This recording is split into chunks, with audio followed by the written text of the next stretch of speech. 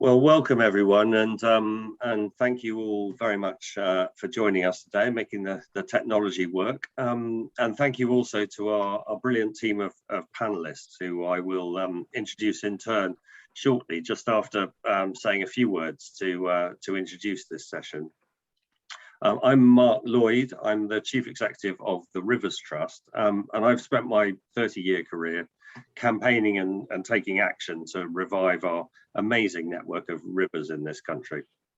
I'm delighted, therefore, to have the opportunity to chair this session on a subject which is really close to my heart, and I'm sure to all of yours, for the Blueprint for Water, which I was involved in establishing nearly 15 years ago to try and drive political will and promote positive solutions to government and other decision makers. So it feels as if we are kind of at last being listened to and even in some quarters heard. There's a growing clamour for change out there from the public and also from some of our more enlightened parliamentarians. The water chapter in the Environment Bill is still being strengthened by parliamentarians, and the government really should pay heed to the clear conviction in the House that more needs to be done. Wildlife and Countryside Link and the Rivers Trust were glad to see the government amendments based on Phillip Dunne's bill, who you'll hear from shortly. And we supported the recent amendment by the appropriately named Duke of Wellington, who requiring water companies to take real action on sewage pollution. And I'm delighted to say that was passed last night. So although this is good progress, we really do need to see far more strategic change if we're going to safeguard our future and our children's future. There really is nothing more important for wildlife and people than water. I'm sure most of you, like me, have a glass of it or a mug of tea or coffee in front of you now. Hopefully nothing stronger at this hour. Even with home working, many of you will have washed in it this morning. And of course, we all rely on it for our very survival, to grow crops, water animals, and support fisheries. It's also brilliant for our mental health, and the nature that lives in and around it provides us with inspiration and delight. Most people will think of otters, dippers, or salmon, but healthy water environments are also vital for all other wildlife. And healthy water environments are dependent on well-managed landscapes. To manage water, we need to manage our land. It really is all interconnected. Running out of water because it's too scarce or too polluted is a real prospect, and very nearly happened in 2012, just before London hosted the world for the Olympic Games. At which point, of course, the heavens opened, and 6 months later, everyone suddenly became interested in stopping the Somerset levels flooding. Surface water and river flooding are becoming more common. One community we're working with has had 4 1-in-50-year floods in the past 20 years. Wildlife and water is, as we all know, in steep decline, with many species heading for extinction within our lifetimes, on our watch. The Rivers Trust is launching a State of the Rivers report next Friday, which will detail many of the national and local issues causing these problems. It's not a spoiler to share with you that the headline is that despite some local progress in some areas, we're losing the strategic battle spectacularly. The freshwater environment really is the front line of the war against climate change and biodiversity loss. And as we search for an effective battle plan, we must choose options that address multiple pressures simultaneously throughout river catchments. Nature-based solutions like wetlands and rewilded riparian buffers can slow the flow, purify polluted water, make space for nature, reduce emissions of greenhouse gases, and provide an amenity for local communities. Pouring concrete to build flood defences or wastewater treatment plants solve only one problem, but create many more. The Blueprint for Water Vision report calls for us to do 3 things, and I believe these are essential for our future survival. Failure to do these 3 things will make COVID-19 and the 2008 economic crash fade into insignificance as national crises for the next generation. We must recover biodiversity through large-scale strategic habitat restoration, protecting and enhancing biodiversity hotspots, such as our internationally valuable and unique chalk streams. We must drive down pollution with an effective and fully resourced monitoring and enforcement regime, driven by ambitious targets to tackle pollution and address the water quality crisis. And third, we must rethink our relationship with water and build a sustainable relationship with our blue spaces, delivering climate resilience, water security, and health and well-being benefits for all our communities. So now in a minute, I'm going to hand over to the panel to make their opening remarks and react to the report for 4 or 5 minutes each. But before I do, can I ask you to, as we go along, put any questions for the panelists that you have in the Q&A at the bottom of your screen. Please don't use the chat for questions, but feel free to use it if you just want to make a comment. We will take the questions after all the panelists have said their piece. And if you want to vote on questions that you particularly like, I think there's a function for doing that. So first up, I'd like to introduce Ali Morse from the Wildlife Trust, who is also chair of the Blueprint for Water. Hope I haven't stolen your thunder, Ali. Over to you. Thank you, Mark, and not too much, no. Today, the 20+ organisations that make up Blueprint for Water are delighted to launch our major new publication, Actions to Recover England's Waters and Wildlife. And our organisations work together on water policy because water is crucial. It's crucial for our economy, for nature, for our well-being, but it currently doesn't get the focus that it deserves. We expect so much from our rivers, our lakes, our wetlands. They supply us with drinking water. We take water to irrigate farmland and to supply industry. And they are places that help to protect us from flooding. They're also important for people. We've learned during the pandemic just how crucial our natural environment is for our physical health and our mental well-being. But all of these benefits that we gain from the water environment are being placed at risk because at the moment our waters are in a terrible state. And our Blueprint report sets out the changes we need to see to start to turn this around. We monitor the state of many of our rivers and lakes, our estuaries and coastal waters. And this tells us that currently none of those are in a condition that we can consider healthy. And the pressures that affect these sites also impact other parts of our water environment, the network of ponds and ditches, of headwater tributaries, and the wealth of wetland habitat, which houses much of our freshwater biodiversity. All parts of our water environment are under siege. And we know that our freshwater wildlife is suffering as a result. Species like the magnificent salmon and charismatic water vole are in severe decline, and we're at risk of losing around 13% of freshwater species from the UK. So many factors have a damaging effect on our water environment. The historic chemicals that in many cases are now long since banned, but are still present in our environment from that past use. We take too much water for our homes and businesses. We've made physical changes which impair our water's ability to function properly. And we release treated and sometimes not so treated sewage into our water environment. Today, one of the most significant sources of pollution to rivers is farming, the pesticides, chemicals, and fertilizers that we use on farmland, which seep into rivers, causing horrific algal blooms that can decimate river wildlife. And on top of all of this, we know that climate change will only make things worse. We're likely to experience more extreme floods, more frequent droughts. When our water environment is unhealthy, as it is now, it's much less able to cope with the effects of a changing climate. So despite significant effort and investment, we're currently running to stand still. The state of our waters has at best flatlined. We need a renewed approach to help us bring these waters back to health. And so Blueprint members have identified 3 key areas, which Mark just outlined. We feel these areas with stronger strategic direction from government are areas where we can collectively take action. Firstly, to recover biodiversity. This means adopting a strategic approach to habitat restoration and creation on a large scale. This could be driven by ambitious targets set under the Environment Bill to see us recover nature-rich freshwater and coastal habitats and the species that depend on them.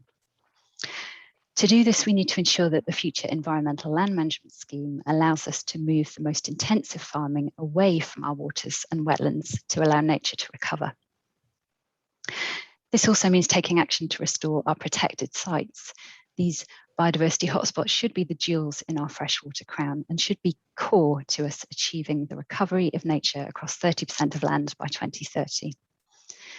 At the moment, the on-site issues affecting these locations are currently in the process of being tackled, but we need a delivery plan for those more complicated off-site pressures, and also the impacts of invasive non-native species, which have been recorded at 98% of our protected sites. And this means restoring our chalk streams, developing bespoke targets that recognise their unique ecology, and directing water companies to plan to significantly reduce abstraction from these precious sites. Second, we need to drive down pollution. This means effective, resourced and politically backed enforcement across a range of polluters, as well as better control of the chemicals that we use before they even make it into our environment. We also need effective monitoring so that we can target our efforts and know when they're succeeding. Clean water targets in the Environment Bill, again, could help to drive action, building on the baseline provided by the Water Framework Directive and going further than those targets when biodiversity dictates. We need action to end sewage and wastewater pollution, and this will require investment in sewage overflows and in wastewater treatment works, including by using nature-based solutions where these deliver greater outcomes for the environment.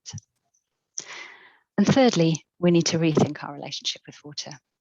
Here, policy needs to do much more to champion blue spaces, especially in our towns and cities, which is where many people encounter the water environment.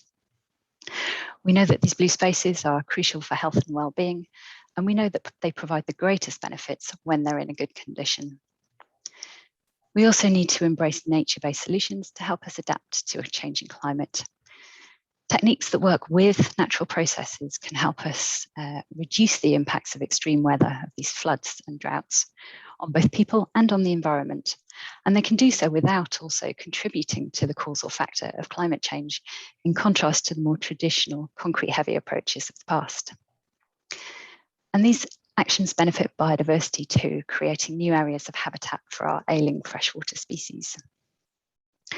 When we talk about nature-based solutions, we mean not only the local scale installation like leaky dams for flood risk management, but also whole scale changes across our landscape, creating new wetland areas in our towns and cities and improving soil health so that it's better able to hold on to water, effectively making our landscape more spongy.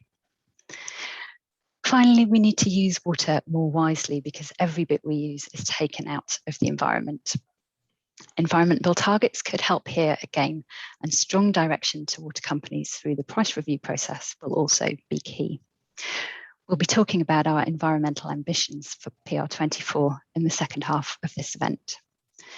We recognise, of course, that it's not all within the gift of water companies, so here we'll also need regulation. That coming our way on water labelling is very welcome, and we'll need future housing to go further on water reuse too. And we'll need to continue to take a systems-based approach, considering the water environment much more holistically and involving all stakeholders so that we achieve the best outcomes for water, for biodiversity and for people. These, of course, are quite simple ambitions to write down, potentially much harder to implement. We will need changes to policy, to regulation, and we'll need to reshape our funding systems. But we know that we have to do this because our current efforts are not achieving the outcomes that we want for the freshwater environment. Our waters and our wildlife cannot wait, so we need to move to secure the benefits and the delights that a healthy water environment should be providing. Thank you. Thank you very much, Ali. We will now move to Professor Malby from the Ilkley Clean River Campaign to hear from a more grassroots perspective. Over to you.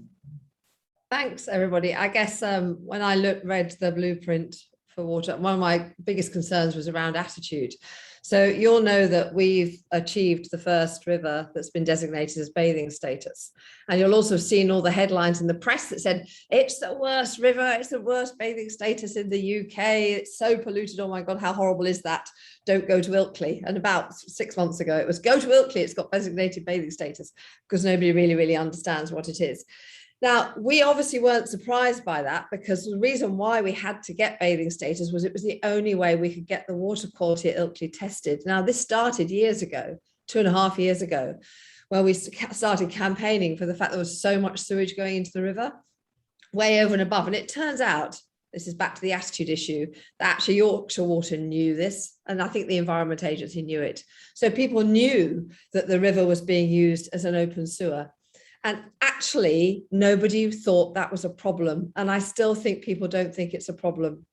So 2 years ago, 2019, July, I met James Bevan, Chief Exec of the Environment Agency. He looked at our citizen science data and he said, fair cop, the data's right, point proven, we need to do something about this quickly. 2 years later, what's happened at Ilkley? We're getting testing. We're getting a bit more investigation. We haven't actually seen a single thing done to improve the amount of sewage going into the river. Now, we've got really great meetings. We're properly engaged at last. It took Ofwat to come up to Ilkley to chair a session to get everybody on the same page and agree, even, for instance, that the 1 mile stretch of river that we applied for to be designated was actually the designated river. We find we argue at every single small point and step on the way, because we are not collectively signed up to this as something that matters to this country. And until the agencies really care and are properly signed up to this, there's going to be loads of work around. So one of my concerns about the paper is that it's about targets. And, you know, I work in the NHS.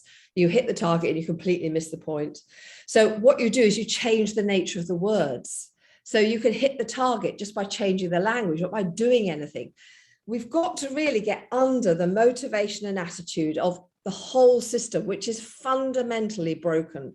So where you've got a monopoly provider, ours is Yorkshire Water, we have some really great relationships with Yorkshire Water. We're collaborating with them in all sorts of ways, but fundamentally, their shareholders are big financial institutions, international financial institutions, and they are a corporate. So of course, you know, their main purpose is not cleaning up the river at Ilkley. Their main purpose is to return share dividends to their shareholders. Now, they might have put a pause on that for a period of time, but that's what they exist to do. Matched up against that is a publicly funded regulator. Now, you know, I don't know, but I would imagine the Environment Agency doesn't have the same recourse to lawyers as the Bank of Singapore does. So when you're thinking about how do you regulate a big monopoly run by finance companies, we haven't got hope in hell, folks. So we can talk all we like about SUDs and the wet water, this, that, and the others. But at the end of the day, there's a power game going on here. And at the moment, the little people, i.e. all of us who pay our bills honourably and respectfully as citizens to have our wastewater from our household properly cleaned and our runoff put in the right, you know, we expect this stuff to be treated. That's what we've paid for. But our voice is so small. We have had to battle like mad using, thank you, Phillip, our fantastic MPs. Thank you, Olivia. Thank you to our local MPs. We've had to use our MPs, our town council, our councillors. We've had to run surveys. We've had to campaign. We've had to count kids paddling in sewage, in solid sewage, and take photographs of it and send it to the national press. That's what we've had to do to even get at a beginning of a set of attention on Ilkley. And then what everyone says is it's really complicated. Well, I'm sorry, it's not. It's an engineering solution. So in Ilkley, we have a combined sewage system that most of you have. You need to decombine it to some degree. You're going to have to dig roads up. You've either got to build bigger sewage plants or you've got to put all the rainwater straight in the river. It's not complex. It is complicated. And it does require some money. And then we get into who pays. And suddenly they're talking back to us and say, oh, well, I've been paying. Do you know what? I've paid my bills. Some of my bills says runoff. Some of it says that the stuff that runs off my house and my sewage will be treated. It turns out at 8 millimetres of rainfall in Ilkley, nothing is treated. It just goes straight in the river. So where's my money going for the over 8 millimetres of rainfall days? Well, someone's pocketing it. I'm really concerned that somehow it seems to be a collective problem, but actually it's a problem that people have been making for years.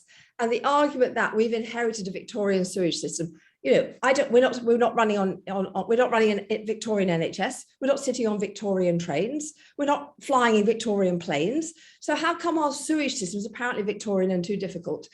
I really don't, at the moment, Mark, think that we've got the attitudinal impetus to get behind this properly. I think we're seeing lots of incremental change and a phenomenal amount of bureaucracy and a real systemic problem about the monopoly versus the regulator. So I think we've got quite a lot to do here to redesign a system that fundamentally respects the consumer and taxpayer, because at the end of the day, my taxes pay for the Environment Agency, my bills pay for Yorkshire Water. And at the moment, we're not getting the service that we deserve in Ilkley or anywhere in the country. And so finally, my final point is back to this hitting the target, missing the point, changing the language. There seems to be a creep on language, and it's called natural state of the river.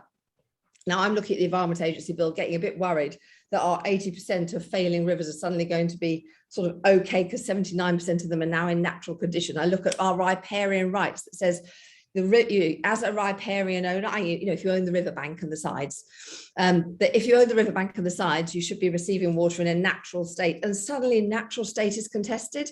And I'm worried that natural state is going to be full of sewage, actually, rather than natural state being clean water. So, I think we've got to really challenge both language, the idea that targets will solve it, until we have a big cultural change in the institutions that are looking after and are custodians of our water. Because at the moment, it's little people like us fighting our little way, trying to get a voice, who are funding this whole scheme, who seem to have no say. Thank you very much for that. So we'll now pass over to Phillip Dunne, who's the Member of Parliament for Ludlow and Chairman of the Environmental Audit Committee, and as early speakers have referred to, has been working hard to secure some very positive changes to the Environment Bill. So over to you, Phillip. Well, thank you, Matt. I'd just like to start by thanking the Rivers Trust in particular, and Mark Lloyd, who we heard from at the beginning, for the incredible support that you and many of the other organisations involved in the Blueprint for Water Coalition have given to the efforts that I started making about 18 months ago to focus on this issue and to raise it up the political agenda, picking up Becky's point that the voices were disparate and not well heard. I absolutely recognise that has been the status of individual campaign groups across the different waterways and rivers that we have across the UK, and I've been trying to do something about it. And I'll conclude with a suggestion as to what we need to do about that. But just to start, as Matt said, I chair the Environmental Audit Committee. And last year, I had success in a ballot to get a private member's bill, and decided to focus my attention on the middle of the 3 points from the blueprint, which is the issue of pollution. And I'm not going to rehearse the trials and tribulations of trying to get legislation through Parliament during a pandemic, but let's put it this way, it failed. But what it did do was to help bring together a lot of very committed people to try and help focus some legislative attention on what could we do to put right many of the ills that are well identified in this report and that most people on this call will be very familiar with. And where we ended up was in making amendments to the Environment Bill, which had its last session on water quality was last night. And I was sitting on the steps of the throne, royalty, I expect, listening to the debate while the Duke of Wellington, who picked up this issue in the House of Shout Out, put forward amendments and secured approval of to key proposition, which was to put a duty on water companies to stop polluting. I thought that already existed, and in some. But this is an amendment to the Environment Bill, which is going to set out the regulatory regime, or the principles of the regime, which will under which water companies in particular, and also farmers and other land users, are going to have to adapt over the coming years. So a big thank you to everybody involved in that. I think we have made very significant progress over the last year in changing the dynamic as between the powers that be, the establishment that Becky was talking about in particular, and the way in which they recognise a growing consumer and voter pressure to start to sort out the appalling state of our waterways. And while this is by no means over and it will need to continue for some time, I think we have now raised awareness of the issue in the public consciousness significantly. And one of the key steps, which I think will keep that pressure on, is the agreement by the government to allow real-time monitoring of water quality upstream and downstream of water company outlets. Now that might seem a rather technical and minor thing, but what it will do, combined with the requirement on water companies to now disclose the CSO spillage events within a much shorter time frame. At the moment, they have to disclose it annually, and it has to be drawn out of them like pulling teeth. That is going to change. We're now going to be in a position as consumers to know whether or not there's been a spill before we go and go paddling in a river or fishing or whatever we're seeking to do. And when the public discover the true state of our waterways, the public locally will start to rise up and complain about it. And that will put political pressure on people like me and my colleagues across the House and on the government to ultimately get more funding invested in sorting this out in a more rapid way than Becky is fearing might happen for water companies left to their own devices. So I think this is transformative in the relationship between the public and the water companies who provide us with our drinking water, and the emphasis which they will start to place on the treatment side of their business, which has always been the poor relation in terms of capital spend. The regulators have required them to focus primarily on ensuring there is clean drinking water, much less so on what happens at the other end of the process. And that is going to change. And that's why I think the third element of the blueprint, rethinking the relationship with water, is so important, because what we absolutely recognize that with population growth and climate change impacts on the way in which rainfall arrives on our shores and is dealt with, it's very important that we continue to be able to manage the supply of water, but we've also got to take much more active steps to manage the disposal of water. A couple of closing points. So I was very struck by the diversity comments in the blueprint. I happen to have in my constituency, which comprises the southern third of Shropshire, a catchment, a tributary to the River Severn, which is the River Clun, which is one of the last two habitats of freshwater pearl mussels. So it's got registrations up to the eyeballs in terms of SSSI, etc., and a lot of attention over the last 15 years by Natural England and the Environment Agency, and shout out to Shropshire Wildlife Trust, who've been very active in this. But we still haven't actually achieved very much in terms of viability of the species that we're trying to save. So this is a problem across the country. It comes into conflict with all the other pressures of water use and development and so on. And we need to come up as a nation with a holistic way of managing our waterways so that they promote biodiversity and the aquatic species that live there, but also have utility for humankind. And I think we've got a long way to go in that debate at the moment. Just following on from Becky's comments about Ilkley, we do look to you, those of us who have rivers running through our constituencies and would like to achieve bathing water quality status, and your rather depressing tale of how you've managed to put it off. I'm going to try and lighten the mood a little bit by saying I suspect, as a partial consequence of the work that I've been doing over the last 18 months, Severn Trent, my water company supplier, chose Ludlow as one of the the River Team at Ludlow was one of the two areas within its catchment, that it would seek to apply for bathing water quality status through the recent Green Recovery Challenge Fund. And I'm pleased to say it was successful. And we are getting an investment by the water company in the treatment works and half a dozen CSOs along a stretch of the river to try and achieve and maintain bathing water quality status on the team at Ludlow. So you'll be very welcome, Becky, and anybody else on the call to come and look at it once I've got something to show off. Ludlow's a nice place to visit anyway. And finally, the challenge I posed at the beginning was, how do we try and bring the disparate groups together who all have their own interests in these topics?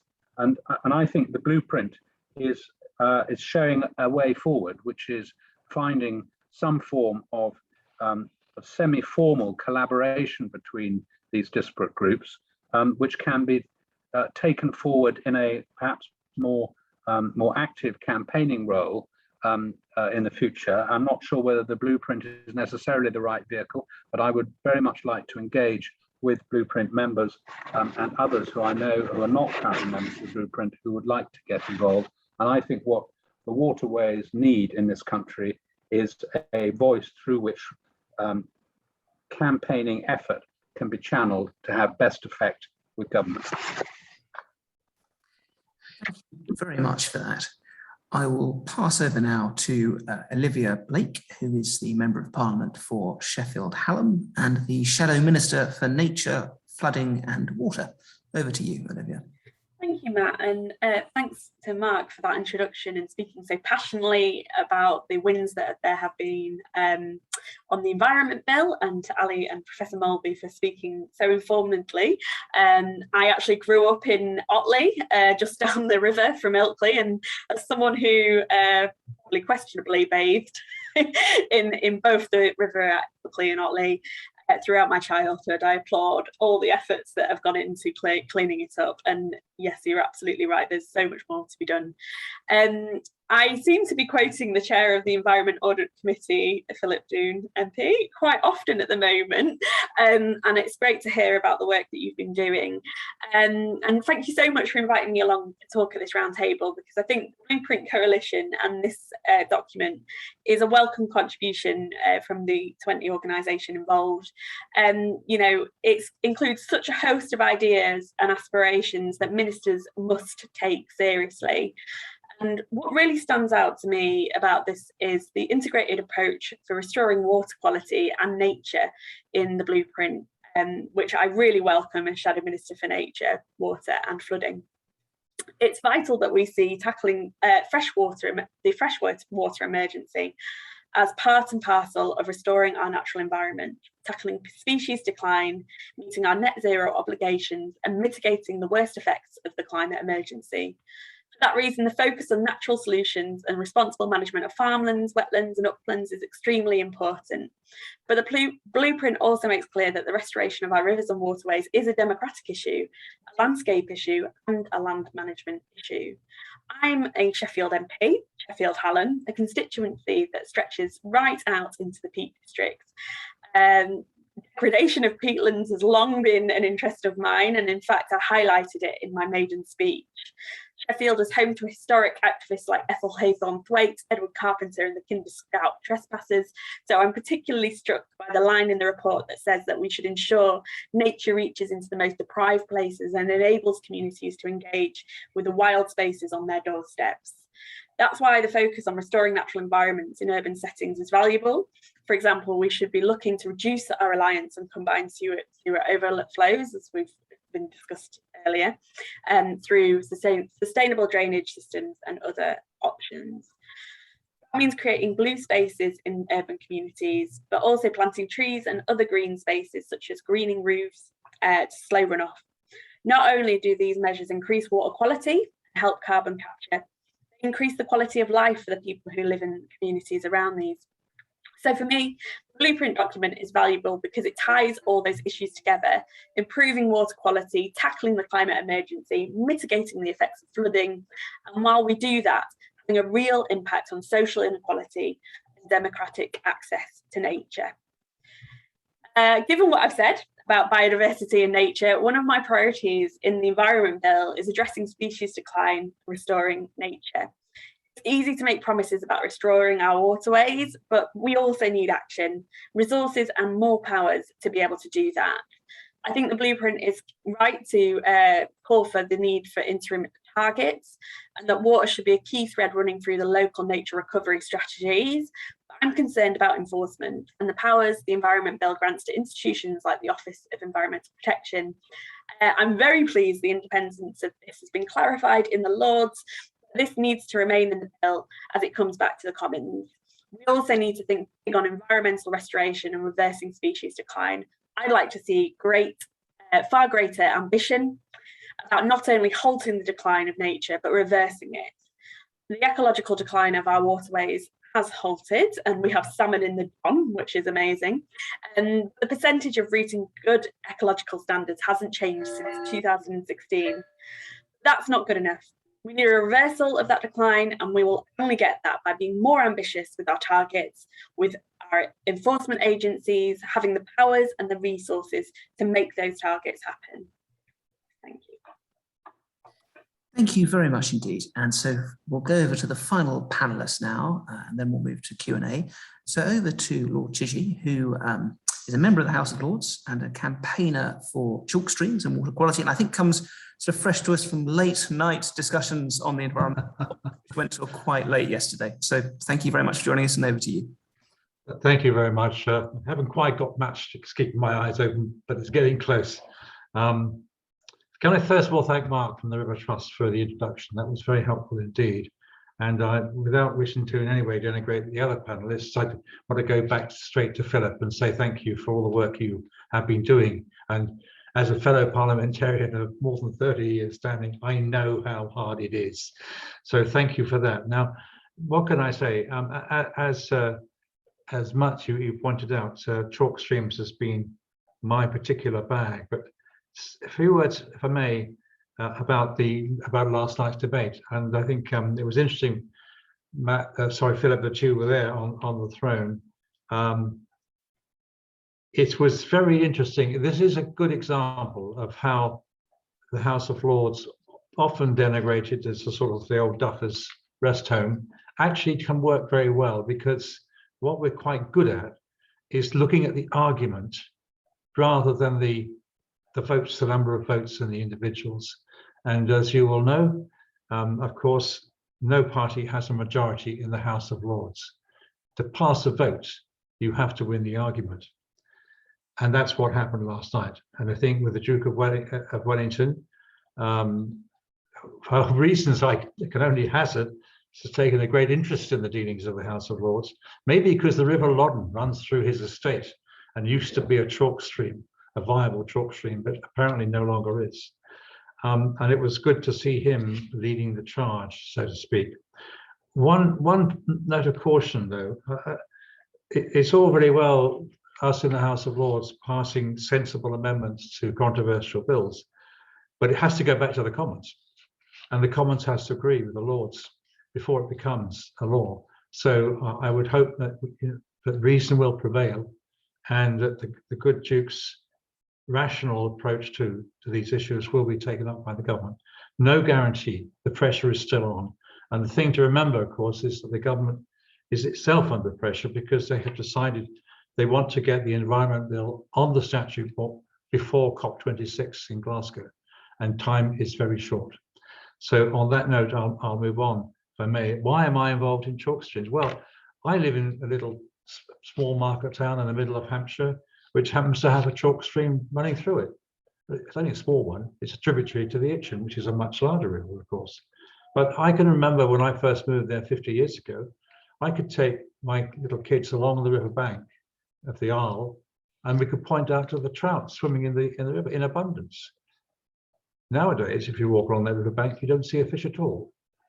Probably because a lot of it's done in fish farms, but it certainly isn't the wild habitat that my children were enthralled by. So that's one reason. But latterly, the reason was in the same area. There's a huge outcry over some years about the way that the River Arle, this tiny tributary, was being polluted and destroyed by commercial processing. A particular company, which was is an international salad processing organization, that camped out by the River Isle in a factory unit and was able, through licensing, to abstract water from the river and use it for cleansing their salad products, which had come from all over Europe, and we're going back all over Europe, and then discharging the dirty water back into the river. And you can imagine what that was doing to our little trout stream. Eventually, I think it was the Angling Trust brought a private prosecution against this firm and won the case. And consequently, the organizations in the supermarket food chain, who were their clients, cancelled the contract because of their suppliers' actions, and the company closed up shop and moved out of the area. So it took local campaigning, it took a private prosecution before we could get some action. But it was the way forward at that time. And this is why this environment bill is so important. Moving on to that, I last night moved an amendment for a chalk stream restoration strategy, which in fact, interestingly, the government's not against, but they're not prepared yet to make a commitment.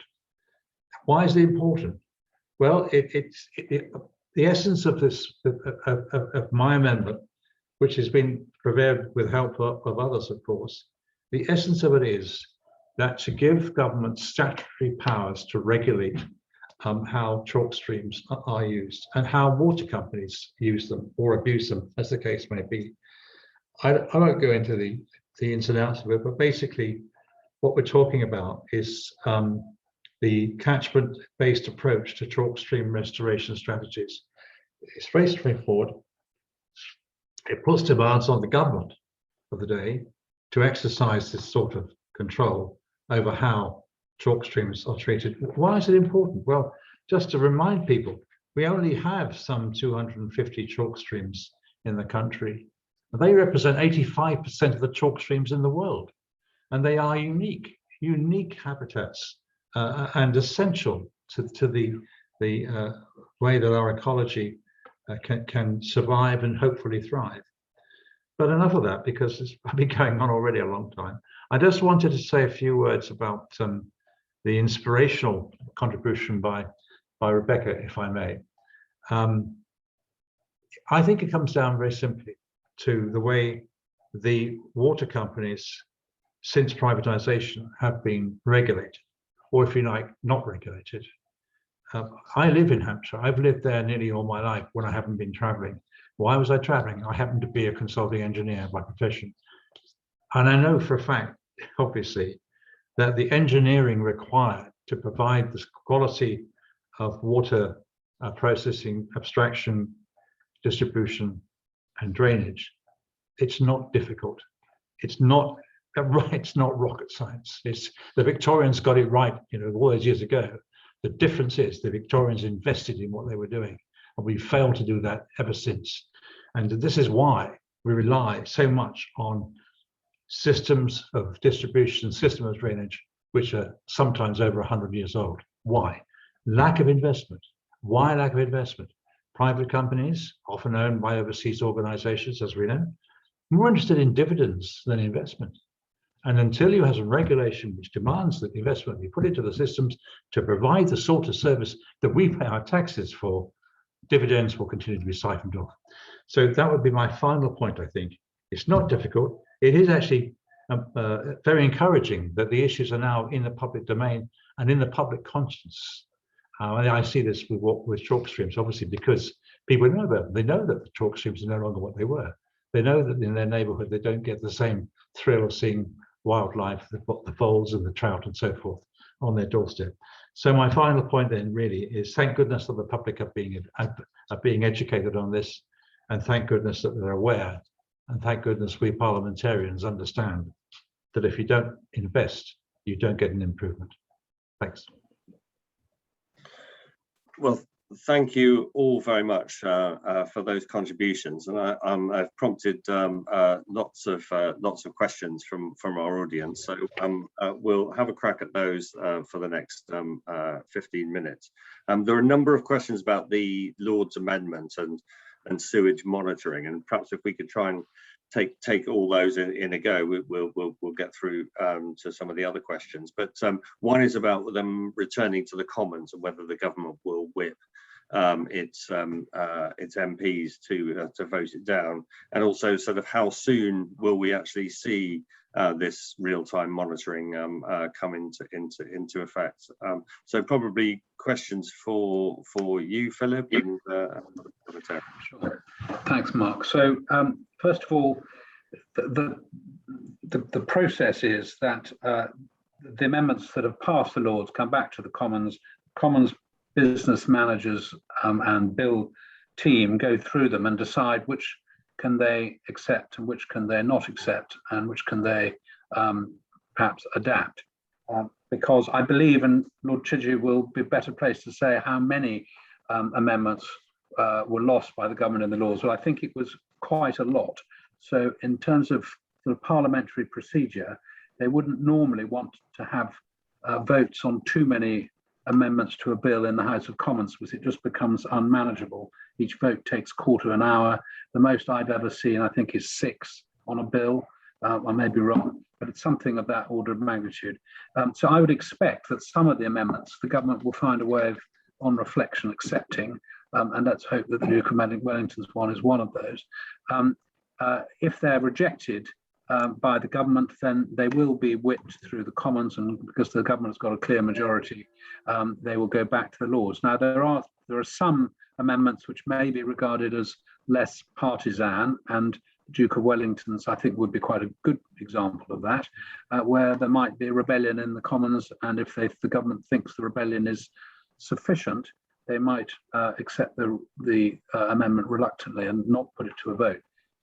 But it then goes back to the Lords decide what to do, and then they send them back again to the Commons. And that normally goes on no more than twice, but it has been known to go on more than that. But on a bill like this, I'd be pretty surprised if they didn't get resolved in a couple of sessions, not least because the government is keen to get this, as Lord Chidgey said, get it onto the statute book before COP26 starts. I think the other question you asked, Mark, was about the monitoring point. Well, rather magnificently, Scottish Water put out a tender for monitoring, real-time monitoring equipment last December, and they awarded a contract this spring to a company that's quite well known to some of the Blueprint members. And as far as I know, they haven't yet installed anything despite granting a contract. So I can't tell you when it's going to happen, but it is beginning to happen fairly soon. I think for the water companies as a whole, it will take some time to mobilize to achieve what they're asking for. Remember, the event duration monitors, which are much more simple pieces of kit, which just determine how frequently a sewage overflow tank container spills and for how long. It's taken, I think, so far 4 years to install those, and there's about 2,000 still to go. So there are over 20,000 installations across the country of these CSOs. So you can't expect it to happen overnight. Great, thank you. I think, well, that's very informative. So I think we'll move on because those are sort of factual answers. There's quite a lot of questions about water usage, and noting that I think it was Nathan Richardson said that we've increased our water usage by 5 million litres per day in water usage, and noting the mandatory water labelling standards coming in. But also Paul de Silva questioning about whether our building standards are sufficient to get us down to 125 litres per person per day. So anyone want to come in on sort of the collective effort we can do to reduce the use of water per capita? Ali, might you want to say something on that? Certainly, I can start on that one. I imagine we'll also be discussing water use later on in our event this afternoon, where we talk about the price review. So yes, indeed, we are using a lot more water as a nation than we did previously. And even currently, when we are making efforts to reduce that consumption, over the period of the pandemic, we've actually used more in our homes because we've been spending more time at home. So domestic consumption has risen quite significantly. Looking ahead, we certainly need to take effort to reduce the water that we're taking out of the environment, and how we improve water efficiency is going to be a key part of that. Current targets are to try and reduce water use to 110 litres per person per day by 2050, which is the target for domestic consumption. But really, we need to be bringing water use down even further than that. Blueprint for Water would like to see a target of more like 100 litres per person per day, which is the level of consumption that is achieved across a number of other European countries. So it's not an unachievable ambition. But to do that, we have to consider that our existing housing stock is largely quite inefficient in water. So where we're building new houses, we need those to go even further towards reducing water consumption to sort of balance that out somewhat. Water labelling is going to be a really helpful part of that. So consumers will have a much better idea of how water efficient the dishwashers and the washing machines and so on that they use can be. But there will need to be changes to building regulations to work alongside these. Research has suggested that this would be the most effective way of reducing our water consumption overall. So just building regulations or just water labelling won't achieve as much, won't be as cost effective, and won't deliver as much for our environment as if we do it as a package. So that's what we'd really like to see going forward in order to reduce the amount of water that we're taking out of our environment. Great, thanks, Ali. And Becky, I think you want to comment on this. Yeah, just very briefly, how do you change people's behaviour is the question. I don't know if you remember the days before recycling. Do you remember those days where we just used to shove everything in the bin? And then we were given a bin, and then we were educated a bit, and everybody just puts the stuff in the right bin now because it gets taken away. We aren't even exploring those, let alone any sort of public campaign about this. What should you put down your toilets? How should you use your water? So we could do great public campaigns. We want people to vote. Phillip, Olivia, we're all good at that. Or when we want people to do something very specific, but no one's even tried around water usage. I've not ever seen any proper social media public campaign about the few things that we could do that make a difference. Neither have I seen any sort of vaguely behaviourist responses. So I think we should maybe just try. Yeah, I think you're right. There are various initiatives out there, like WaterWise does a good job, but I think they could all do with a lot more resources, and we really need clear national messages, I think, about all the things that consumers can do to help this situation. Just to add to that, Mark, that is one of the asks that we're suggesting in our environmental manifesto for the price review. So certainly something we'd like to see national level action on. Olivia, I saw your hand going up. Yeah, sorry, I was just going to chip in that, I agree with a lot of the comments that people have made, and I think that labelling of white goods is a good step, but I think that we also need to talk about the huge issues of leaks that we have, and the responsibilities of water companies around that. And there is some really good work actually where responsibility is contested, that some water companies are stepping in and saying, what, it's our water, so we'll fix it even if the piping's not on their land. So I think that there is huge issues, and we lose millions and millions and millions, if not billions of litres of water every day to leaks.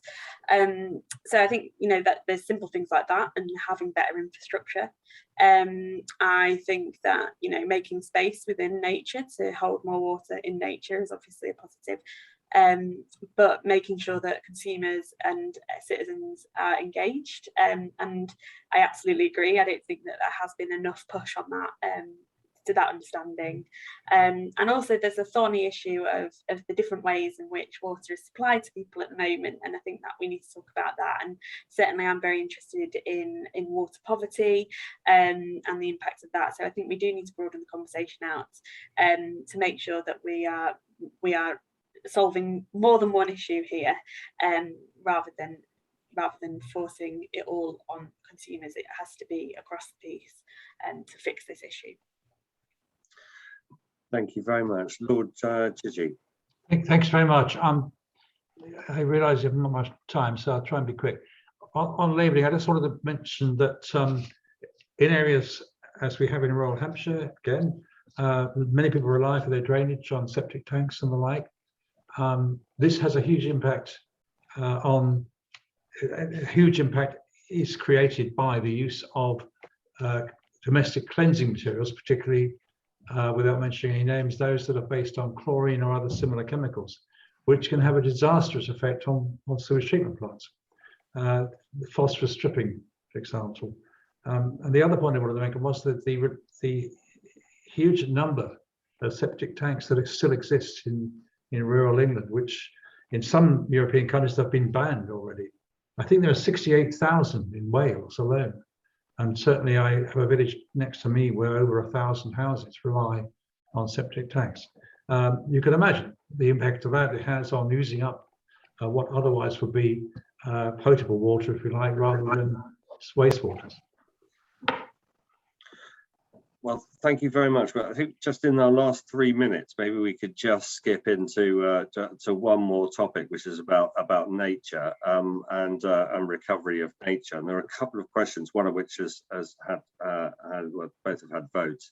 So, what improvements are needed to the water environment to make the proposed state of nature statutory target for 2030 can be met, and also the importance of smaller streams, estuary, ponds and lakes, some of which are very vulnerable to climate change impact. So what can be done to highlight the importance of all blue habitats and the need to protect these as well? Who wants to come in first? First hand I see, I'll go for. Olivia, you were first, and then Ali. I think there's huge opportunities here, and even small scale projects that have been working in areas have seen a real benefit to nature. So, you know, I think it's also about working together with people who you might see as part of the problem and making sure that they're involved in some of the solutions. Because, for example, on farms in Sheffield, in the Lakelands project, there's been great work trying to solve issues that farmers have by rewilding essentially small parts of land, and it's been a really great project that's brought together both the public sector, the private sector, and also people like Sheffield and Rotherham Wildlife Trust. So I think that partnership working in this space is a huge opportunity to kind of unlock and open a lot of this. But I think that the longevity of these projects is always an issue. So I think that there needs to be more medium and long-term planning around nature-based solutions to really unlock the huge potential that we have there to increase biodiversity right along the waterways we have from source to sea. There's a huge amount that can be unlocked, and the power is all there. We just need the opportunity and ambition to do it, to meet those targets and bring about the change that can benefit in so many different ways.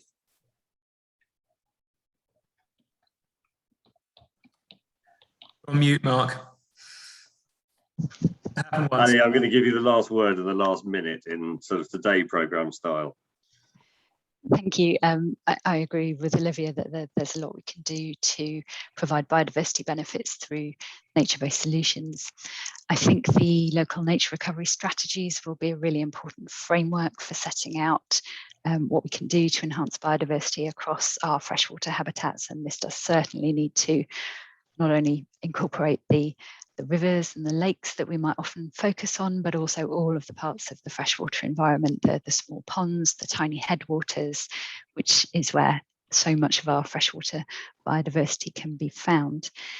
One of the key ways that we can support land managers in helping us to deliver this is by ensuring that the environmental land management schemes currently in development have beneficial options for water in all three tiers of the scheme, all three components, so that land managers and farmers can take up these options that will help us to make from very small scale changes to protect water quality, to whole sweeping large scale landscape reforms to see freshwater biodiversity covering across whole swathes of our landscape.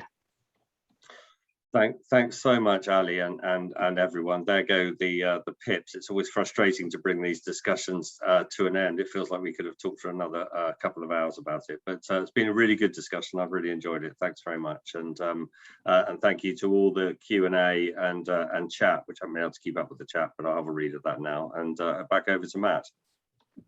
Yes, thank you very much, and thank you to our first panel, who are now relieved from their duties. So we will be switching over to our second panel. It might take about 30 seconds to talk about the Price Review 2024.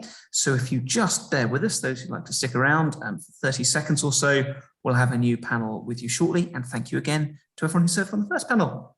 Thank you. Thank you. Thank you.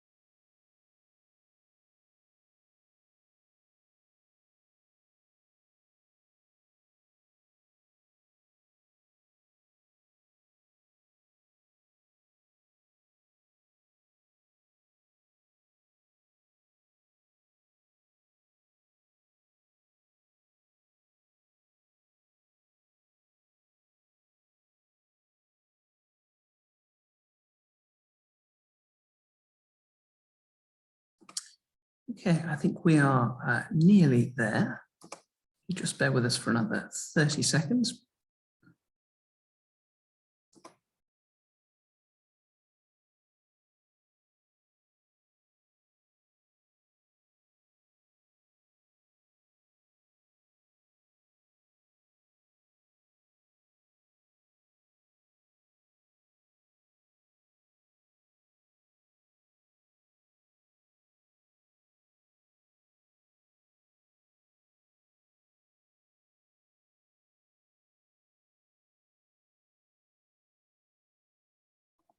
Okay, and with that, I think we can now hand over to our second panel on PR24. So I'm very pleased to hand over to Jazz Austin, who's Water Policy Officer at the RSPB, and will be chairing this segment. Thank you, Jazz. Thanks, Matt. Hi, everyone. My name is Jazz. I'm from the RSPB, and I'm the new Vice Chair for Blueprint for Water. I'll be chairing the second part of this event today. So firstly, thank you for joining us today for the launch of Blueprints for Water's PR24 manifesto.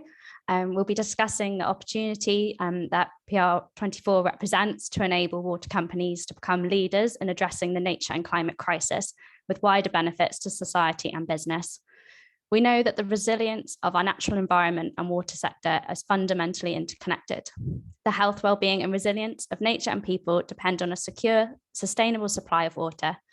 In turn, a healthy water environment is vital to achieving industry obligations and aspirations, such as compliance with environmental legislation, achieving net zero carbon emissions, and making a wider contribution towards a green recovery. These commitments go to the core of water companies' pledges to work in the public interest and place a wider good at the heart of everything they do. Yet the current state of our water environment is critical, and action to date has unfortunately not been enough. Not a single water body in England is currently considered to be in good health, with none meeting good chemical standards and just 16% meeting good ecological standards. Globally, freshwater species are declining more rapidly than any other group, and in the UK, 13% of our freshwater species are threatened with extinction. Urgent action is required if government hopes to achieve its goal of halting the decline of habitats and species by 2030, delivering clean and plentiful water and seeing at least 75% of waters as close to their natural state as possible, as pledged through the 25-year Environment Plan. A challenging and yet transformational price review presents an opportunity to ensure that through the next plan period, the water sector makes the greatest possible contribution to these goals. It will agree water companies spend up to 2030 and has the potential to allow water companies to lead the way in driving environmental improvements, including improving water quality, reducing abstraction, and employing high quality nature-based solutions where these can deliver greater benefits. Blueprint for Water has engaged with the government, regulators and water companies, as well as our members and supporters, to set out the environmental priorities for PR24. We are very grateful to all of the organisations and individuals who have taken the time to engage with us. The manifesto will be made publicly available by next week and will be shared with all attendees with us here today. Our environmental manifesto sets out our ambition for PR24 and the action required from government, regulators and water companies to ensure that the price review meaningfully delivers for people and for nature. To discuss this further, I would like to welcome and introduce our panel members who have kindly agreed to speak with us today. We have Kristin Green, Deputy Director of Water Quality Policy from Defra. Welcome, Kristin. We have Rob Collins, Head of Policy and Science from the Rivers Trust. Welcome, Rob. We have Matt Wheeldon, Director of Assets and Compliance from Wessex Water and Water Company Representative on the National Storm Overflows Task Force. Welcome, Matt. Thank you. We have Richard Hatch, Environmental Planning and Programming Manager from the Environment Agency. Welcome, Richard. We have Bart Schoonbaert, Director for Environment, Public Value and Governance from Ofwat. Welcome, Bart.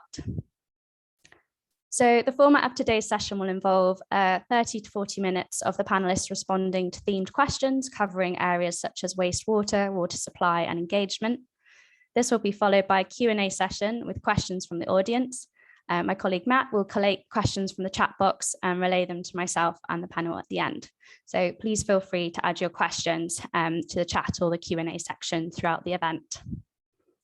So we'll get going on the panel discussion now. We have 5 key questions. Some of the questions will be answered by all of the panelists and a couple will be just a few of panelists. So the first one will be a short answer from all panelists. It's an overarching question. So to start with, Blueprint's manifesto identifies some overarching aspects that members feel will be important in seeing environmental delivery build on what PR19 achieved and deliver more towards the recovery of our ailing water environment. These include embedding natural capital accounting, increasing the use of nature-based solutions, and a focus on restoring biodiversity. Which of Blueprint's ideas do you think will be of most importance? So I'd like to start in the order that we introduced everyone. So Kristin, if you'd like to give us your thoughts first. Thank you. Thank you very much indeed, Jazz, and thank you for inviting me to be part of this panel today. I really welcome this work that you've been doing and your sort of contribution to our thinking. So thank you for that. And just a couple of things, I suppose, by way of introduction. So I'm Deputy Director of Water Quality at Defra. And I think people listening to this will know that improving the water environment is a really high priority for Defra ministers. We should recognise, I think, that there have been great improvements made over the last 3 decades in the water environment. And I think sometimes we slightly take those for granted and focus on the things that we still want to do. And I would just, I suppose, like to underline the fact that progress is being made in many areas. We're not where we want to be by any means. Our ambitions are extremely high, and getting back to close to a natural state in a densely populated country with intensive farming and industry like the UK is an extremely big challenge, as it is for many comparable countries across Europe and the world. That's not at all to say we don't want to sort of grasp that challenge, and our ministers, as I say, are extremely committed to making progress on that. We want to see progress accelerating again after having flatlined for the last several years. You know, none of us is happy to see that. And, you know, in essence, we are taking a lot of actions, but it's not seeing the results that we want to see across all of our water bodies. I think in terms of your question, which of the areas are the most important in the blueprint vision, I think they're all important, is the sort of quick and easy answer. One of the ones I particularly wanted to highlight was nature-based solutions. That's a big focus for us in terms of the forthcoming price review, and indeed will be in terms of river basin management planning as well. I think that we can all see the many environmental benefits that can be gained from trying to tackle problems in a nature-based way. I think that a start has been made. Nature-based solutions are being used in a number of areas in relation to the water environment as well as in flood protection. We need to really build on that and accelerate it and accelerate its potential.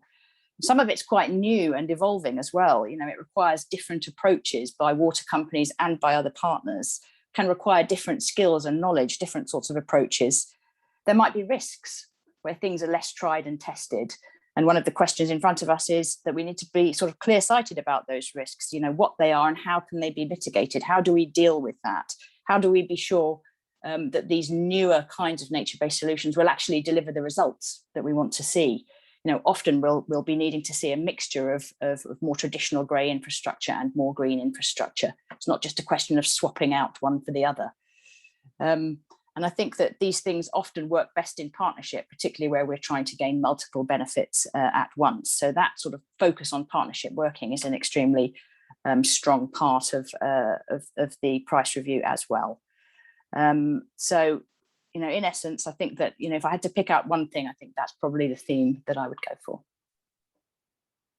I'll leave it there and give others a chance to respond as well. I'm conscious I spoke for a while there. No, that's great. Thank you, Kristin. I'll hand over to Rob now, please. Thanks, Jazz, and good afternoon all. I will second Kristin's picking of the winner there. I think nature-based solutions. She raised some challenges, which I agree with, around locality and spatial scale and implementation and integration with other approaches. But I think there's a wealth of information now that show that they have proven efficacy both in rural and urban environments. So, for example, we know that wetlands and reed beds can do a really good job in terms of polishing rural wastewater treatment discharges and knocking out nutrients.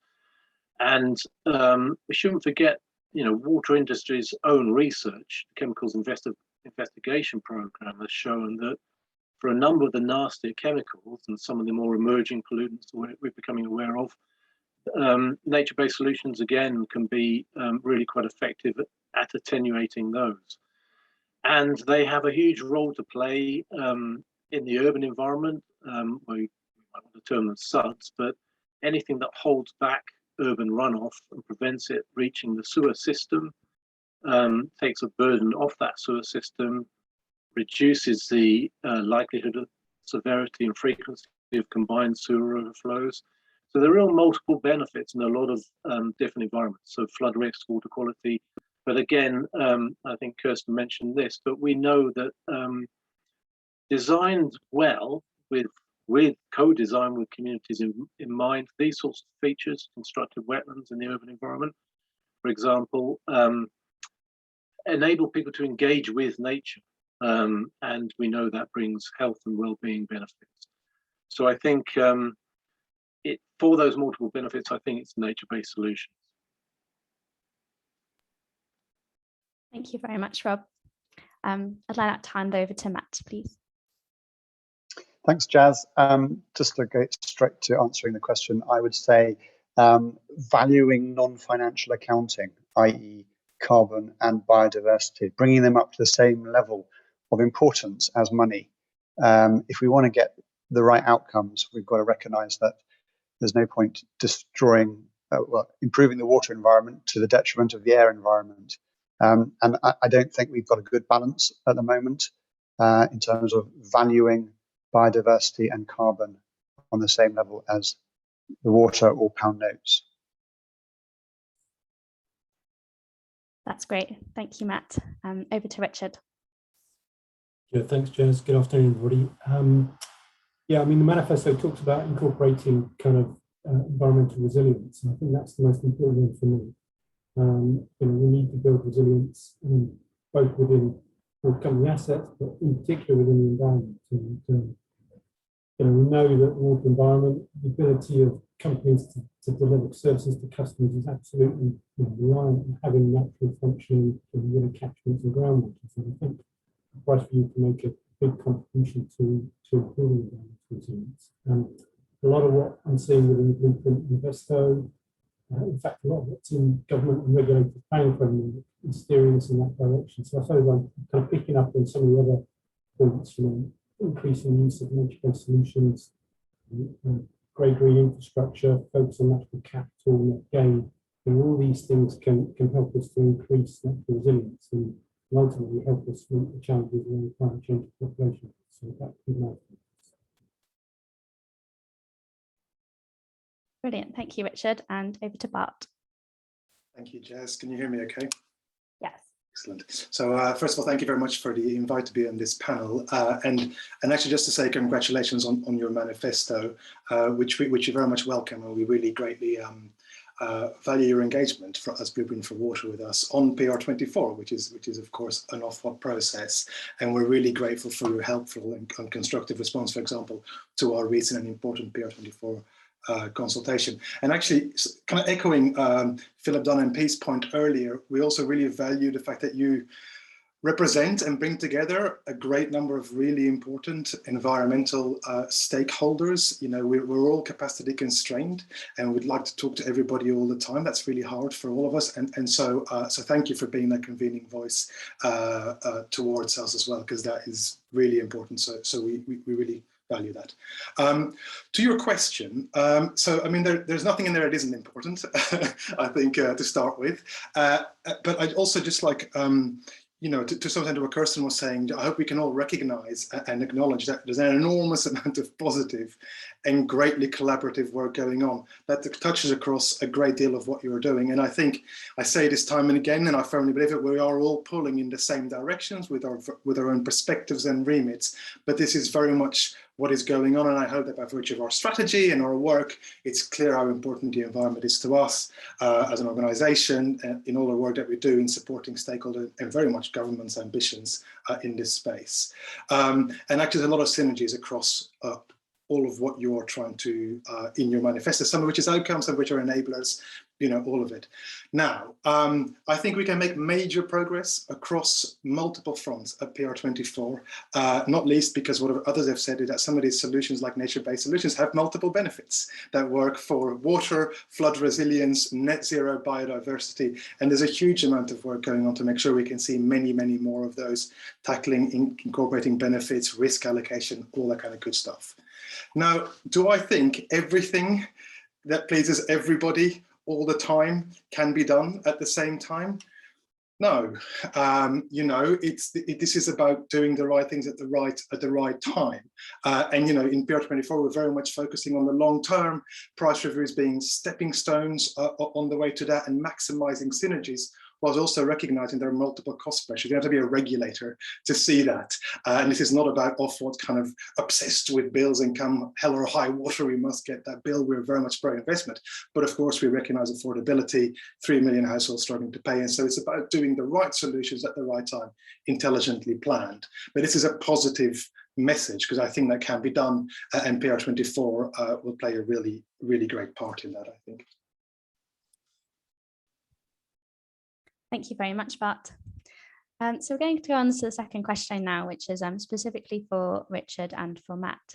So this is around water supply. So as a country, we're going to face increasing challenges in terms of water supply. We know that climate change will impact water availability, and we need to change the way we source and use water in order to ensure that we reduce the impact on the environment of the volumes that we take. What do you think is the most crucial thing for water companies to do in this area, and the key external challenge that's needed to support these moves towards sustainable abstraction? So first off, Richard, would you be able to respond to that one, please? Yep, I can. And again, there's a lot in this. I mean, it's a huge challenge, I suppose. There was some evidence that came out of the Water Resource National Framework that said that we're going to need about 3,500 megalitres a day of new capacity by 2050 to supply the population. So there is a massive challenge in terms of security of supply, first and foremost. And we're going to need to be pretty bold and coordinated in our planning to allow that to happen. But because what I would say is that I think we've got the mechanisms in place to do this. Every water company is proactively engaged at the moment in the new kind of regional planning and developing regional plans. I think we need to give this process time to develop and to implement the solutions. It's going to be really key to meeting future water needs. So, there's a number of things that we're looking for those regional plans to do. Firstly, we want them to kind of develop quite a wide range of options to increase water availability. So, not just abstraction, but transfers, reuse, desalination. It's really important that we identify kind of options that are kind of shared supplies that bring in stakeholders from across different sectors to deliver this to water benefits. So, that's one thing the regional plans can do. We're also, as we talked about earlier today, looking very closely at demand options. So we're striving to achieve capital consumption reductions. We're going for 110, and we could go further, but also reducing kind of non-household demand, additional leakage. So there is some strong demand management that's still required within this area. And the other thing that is crucial around regional planning of water resources and delivering that security of supply is also making sure that it's sustainable. So we need to address unsustainable abstractions. It's an important part of regional plans through the environmental destination statements. But looking at how we manage water abstraction, drought orders, it's all of the kind of things that sit around that to make those supplies more sustainable in the future. So I suppose what I would say is a big challenge. I think we've got the mechanisms in place. We need to give the process time in terms of developing strategic resource options and managing demand. But I think it's a challenge. Thank you, Richard. Over to Matt. Thanks, Jazz. Well, I think that the water resources question is all about protecting the environment in a sustainable way, and it's a mixture of supply and demand. And I think there's great strides forward going on the whole regional water resources planning work that it's being led or driven by Rapid. I think that's a huge step forward because we're thinking more holistically as a society about where water comes from and where it goes to. One of the things, though, that is, I think, coming to is bearing evidence through those early planning stages is that if we have to shift water ourselves and over long distances, it has a huge carbon footprint. And actually using nature to shift water is going to be far more green and environmentally friendly, obviously with a few constraints of invasive non-native species and things like that. But generally using gravity to move this very heavy substance called water across long distances has got to be a winner. But I think actually even more important is that recognizing the value of capturing water where it lands and holding it locally, because as much as people say that parts of the southeast are drier than Dubai or whatever facts they want to come up with, the fact is that most of England and Scotland and Wales are pretty wet, and what we're really bad at as a nation is capturing that water in times of surplus and using it in times of need. And certainly we are coming to the conclusion that pumping clean water all around the country at huge carbon cost is not a preferable option, where we can actually be cleverer at the way we capture it and reuse it, and both at a large scale, but also on a domestic scale. We've all got water capture systems called roofs on our houses, and as a nation, we don't value that. We stick it in a combined sewer and it causes storm overflows. So there are double wins, in fact triple wins, because capturing surface water locally and using it for garden watering or grey water reuse has got to be a lower carbon footprint to the crazy situation we have at the moment, where we treat this water to a very high standard and then people flush 95% of it down the toilet. It's a crazy setup. We wouldn't design a country like this in retrospect. We need to unwind it And I think there's great opportunities for sort of decentralizing surface water management, capturing it locally and reusing it to tackle the whole supply demand deficit forecast. That means, though, however, it becomes more of a wider societal issue and not just a water companies can fix all of this. So we've got to recognise the limits of water companies and their part to play in helping us achieve these national goals. Thank you very much, Matt. We're going to move on to the next question now. So this one's around wastewater, and Kristin and Bart, it would be great to have your input on this one. So there has been a lot of public and political interest in the impacts of storm overflows, and this is very welcome. But there are equally other water quality impacts that the sector needs to take action on, be it nutrient discharges from wastewater treatment works, accidental pollution events, and emerging pollutants.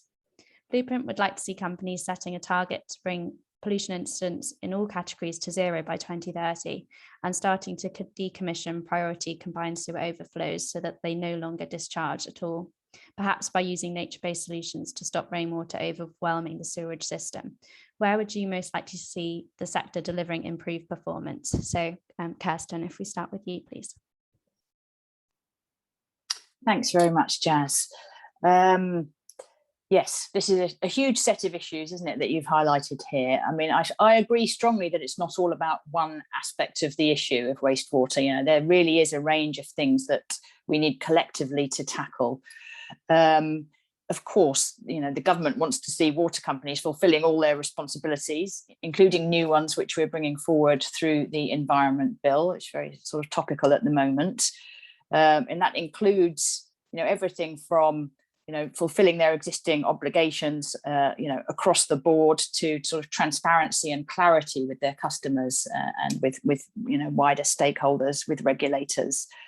Yes, we want to see all of that, and that will help us, I think, to start making some strides. We also would like to see the water companies sort of playing their part in making faster progress on a range of issues which we've been talking about, and I'm sure you were talking about in the hour before I arrived.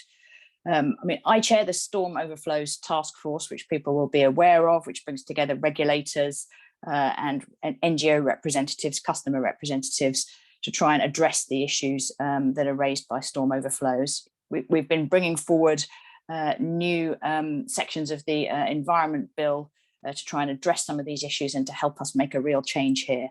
And I'm really, looking forward to starting to see big strides in that area. There are lots of other issues as well. Storm overflows are not the only thing which causes problems to the water environment by any means. We share the wish to see sort of trend towards zero in terms of major pollution incidents. We're very sort of supportive of that, and we want to see that. We need to make faster progress on treated water and the impacts that that's having on the environment as well. And so that takes us back to some of the issues that we were talking about earlier on.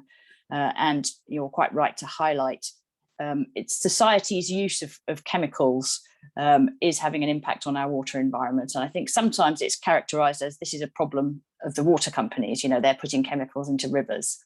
I think we need to take a step back there and think about the fact that people want to use these chemicals. They have a range of uses. So how do we collectively minimize the risks that are posed by that usage and control those things? And there are lots of ways, through the price review, where the water companies are going to be able to, I think, really make the most of that precious bill payers' money that they have at their disposal. Innovation, working in partnerships with others, nature-based solutions, hitting multiple objectives with their activities, listening to customers. I think those things will really help us. As well as government playing its part by setting a clear direction, which I hope is what we're doing as part of the suite of documents which provide the planning framework for water companies. I'll stop there. Thank you very much, Kristin. Over to Bart. Yeah, so I think similar to what Kristin is saying, all of it, right? Pollution incidents matter greatly. Storm overflow spills matter greatly. Nutrient discharges matter greatly. We need to make progress across it all. And as Ofwat, our framework and regime needs to continue to kind of push and enable and incentivize that kind of playing our role. Now, it is important to recognize, Kristin made a point at the very beginning, but is just to recognize the great strides that have been made across a lot of different, looking back over even relatively recent history, in terms of 79% less ammonia, 60% less phosphorus, versus 1995, and also the relative contribution of the water sector versus others that has really changed over time. And we do also recognize very much the kind of the multi-sectoral, multifaceted dimension to a lot of these issues, including on storm overflows, and Kristin, referring to kind of society's behaviors in terms of, how they treat the system, but also kind of the products that they consume. Having said all of that, a lot more needs to be done by the industry as well. And for example, just on storm overflows, because it is so topical, you're understating the affair, I think. It's clear that customer and society expectations are changing and will continue to grow. The positive strides the sector has made in some other environmental areas, that isn't necessarily self-evident in respect of storm overflows. And so we need to respond to this challenge. And as Kristin, also as the chair of the task force, has set out, a lot is going on, and we're all fully behind addressing the issue. Back to my earlier point, to your prior question, this needs to be done in an intelligent way. There's multiple pressures, and it needs to be evidence-based and data-driven with an eye on the outcomes, but of course, importantly, positively as well, there are a lot of solutions that hit multiple issues and multiple benefits and multiple outcomes, and making the most of those synergies across areas of work is absolutely key. Thank you very much, Bart. So this question is around engagement, and so we're going to hear from Rob and Bart from this one. So customer and stakeholder engagement in forming water industry plans is key to ensure that local priorities are reflected and that customers support the investment planned. How do you see the industry working with others to enable this? Rob, could you start us off with that one, please? Yeah, I think we've had a really good mechanism for nearly a decade to provide a link between water industry and the general public, local communities, that we haven't begun to really use to anywhere near its potential. That's the catchment-based approach, or CABA for short. So, Defra's kicked CABA off nearly a decade ago now to drive collaborative water management at a river catchment scale across England. It is England focused. We've had 106 catchment partnerships now for the best part of a decade. So these really are quite collaborative in nature. NGOs, water industry in some cases, local businesses, local authorities, environment agency, and in some cases, local community groups sit within those partnerships. And I think we're really missing a trick, because those partnerships often have the voice of their local communities, and we could address such a range of issues, engage with the general public and raise awareness and so on. Water efficiency, fats, oils, greases, sustainable use and disposal of household and garden chemicals. That's come up a couple of times. This is getting at tackling a problem at source. Some of those chemicals we know are, emerging pollutants like pharmaceuticals, have an impact upon our freshwater ecosystems. How many people, for example, know that we have a medicines take-back scheme? Some do, some don't. So how many antibiotics make their way flush down the toilet through into the wastewater system and partially treated, driving resistance in our aquatic environment? So we can do so much more through having, engaging through CABA for the want of increased funding, I have to say. It can really make a step change here. And I think the other point is that around citizen science, with the agency's resources being cut year on year in terms of monitoring of our aquatic environment, it's really diminishing rapidly. And local evidence really counts and can really help shed light on an issue and help us identify cost-effective measures. So a lot of those partnerships give a lot of opportunities for local people, for citizen science, which has been transformed, by the way, over the last decade. There's so many handheld mobile phone apps field monitoring kits, and it's really easy to use now, using standardized and agreed harmonized protocols. And all of that can quite easily go up onto an information platform. And that sort of data really has an impact now. It doesn't sit on a shelf in a report like it used to sort of 10 years ago. And that's one of the reasons why we've been pushing for the Catchment Monitoring Cooperative, this platform, this information platform that water industry and others are buying into. It'll take some funding, but that'll really provide a platform for everyone to upload data. And all of this, really empowers local communities, gives them the voice, going back to the point that was made earlier about giving a voice to the little people. So it's data, it's also information in terms of GIS and mapped information, all of that helps empower people and come to a collective view. That's the other crucial element here. So I think we really need to make the most of the mechanisms we've got out there, have been running for some years.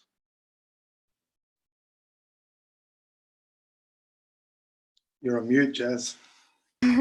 Thank you very much, Rob. Over to you, Bart.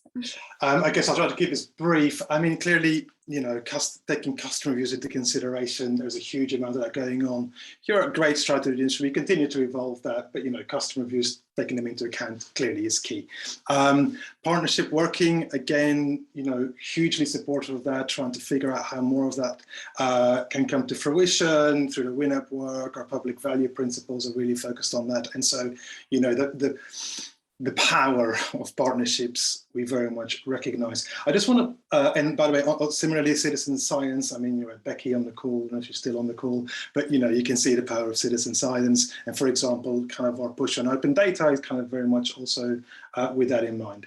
I just want to talk about customers briefly in terms of, because one of our biggest frustrations is that still there is generally a mindset of customers as passive recipients who need to support plans and action, whereas they are an integral part of the system and therefore an integral part of the solution to a lot of the problems that we face. And I think that is recognised more on the water use side than on the wastewater side, although we also heard earlier around how much more can be done there, also on a national front.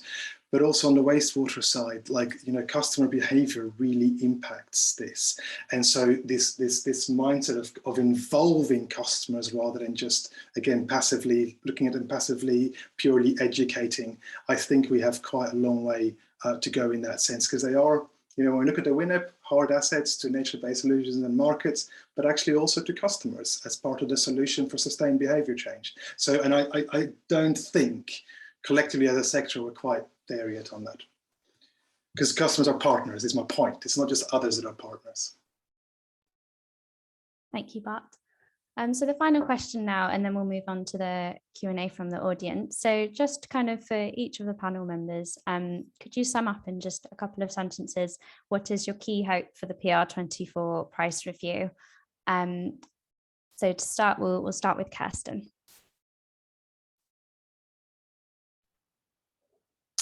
Thanks, Jazz. So if I have to sum up in a couple of sentences, key hope, can I say a couple of sentences, not just one, that we start to see progress again, after having flatlined for a number of years. Obviously, it's not all about the water industry, but they are such a key player in what we're trying to achieve. So an acceleration, a return to making progress and getting onto the right track of getting where we want to. And really wise use of the resources and the funding and the investment funding that is there to get the most possible outcomes for every intervention. Thank you, Kristin. Over to Rob. Thanks, Jazz. I mentioned nature-based solutions earlier as being paramount, and I think aside from all the multiple benefits, one thing that I think they can help to do is to realise some synergistic outcomes between a number of different policy goals: 25-year environment plan, net zero, biodiversity net gain, nature recovery. But I think we have to have a much more holistic approach, collaborative approach at the river catchment scale. And I think regulators can play a role in that. They can set outcome-driven targets at a river catchment scale, which will help drive that sort of engagement. But I think that's where we need to head, and we need genuinely holistic and collaborative approaches. So drainage and wastewater management plans, for example, have to be about more than just water industry, but local authorities, NGOs, because we can all bring expertise and even in some cases funding and pool resources and expertise and get, you know, a greater and better and more efficient outcome. Brilliant, thank you, Rob. Over to Matt.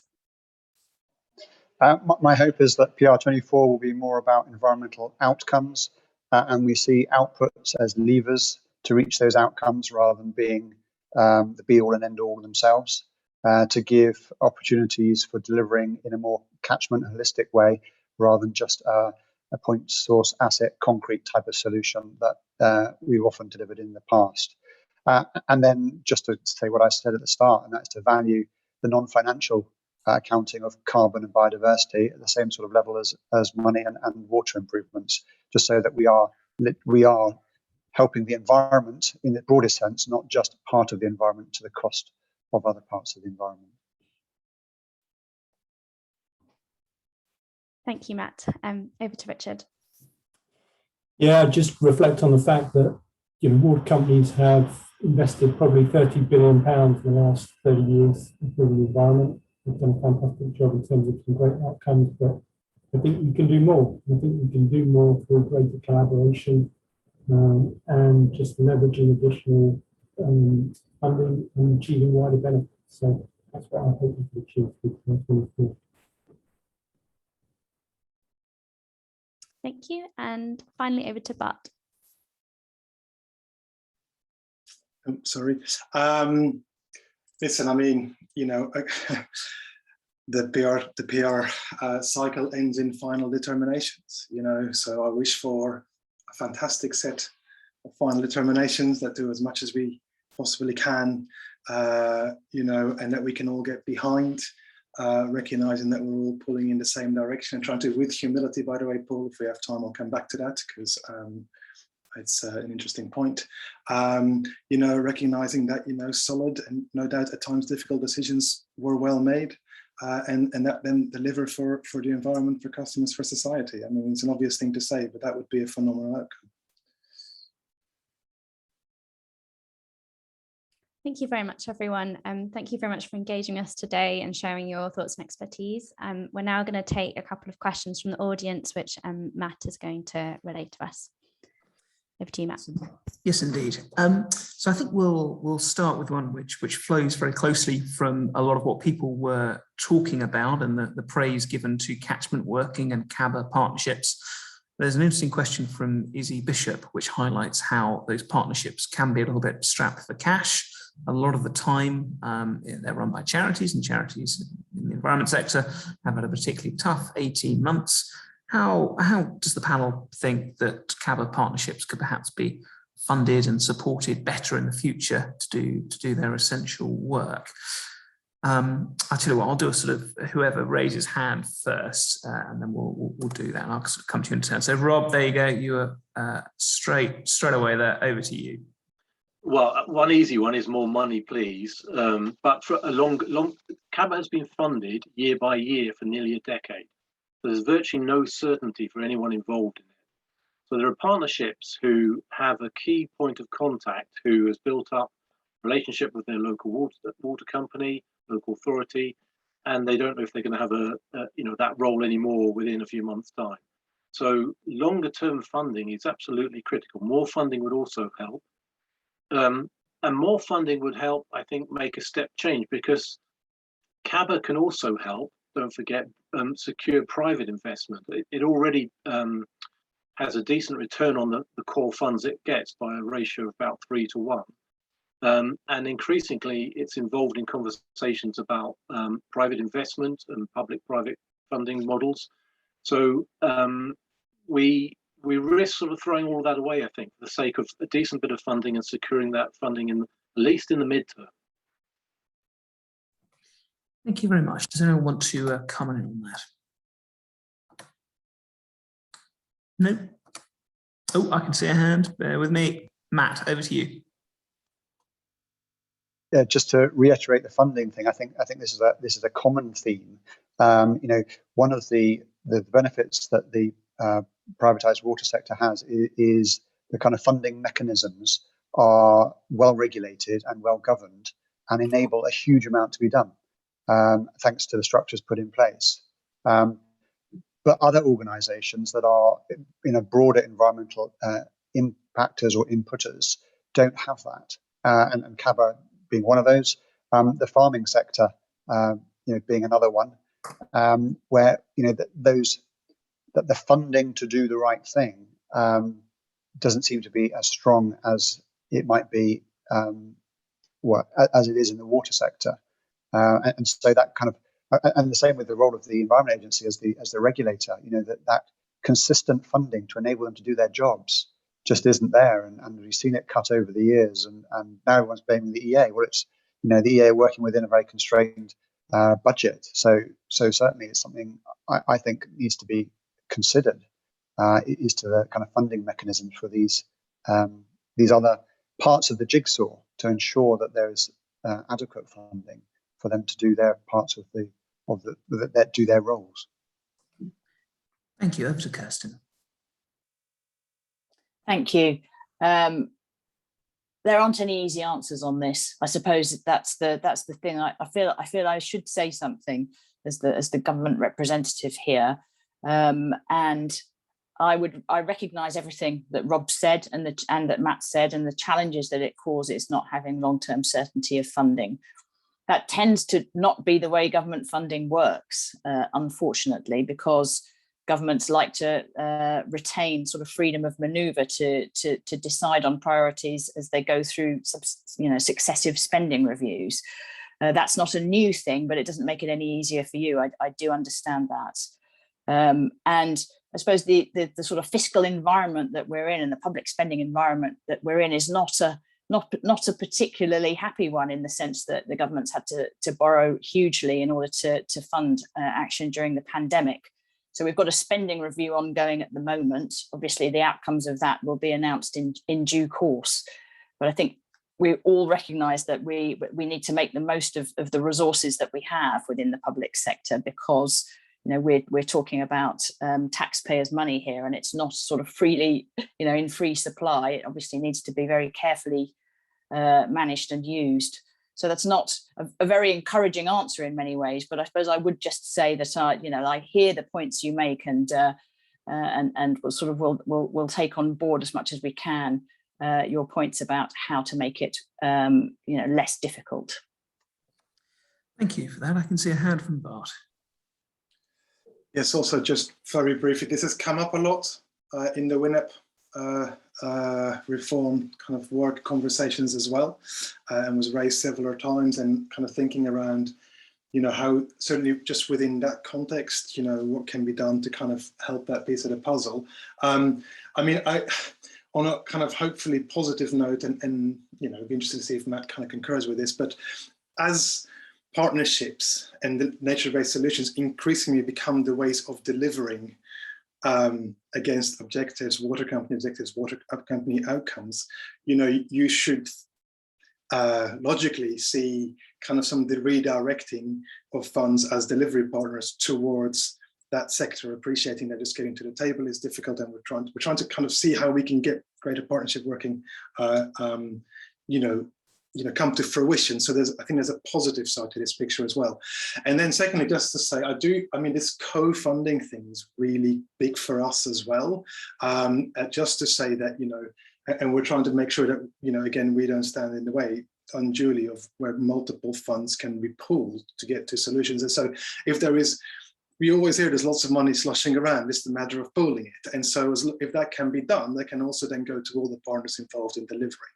So that is not to at all underplay the concern, and it gets raised all the time. And as Kristin said, this is a complex question, but I think there's a positive side to this as well. Thank you very much. So we've got two questions coming up, which I think are sort of linked, but I'll deal with them in turn. The first is a direct question from Nathan Richardson. Does the panel think that the recent Defra strategic priority statement to Ofwat is clear enough on what the government wants the sector to prioritise spending on or to achieve in the period coming up? Appreciate that's quite a direct question, but if anyone does feel able to give an answer or a view, please fire away.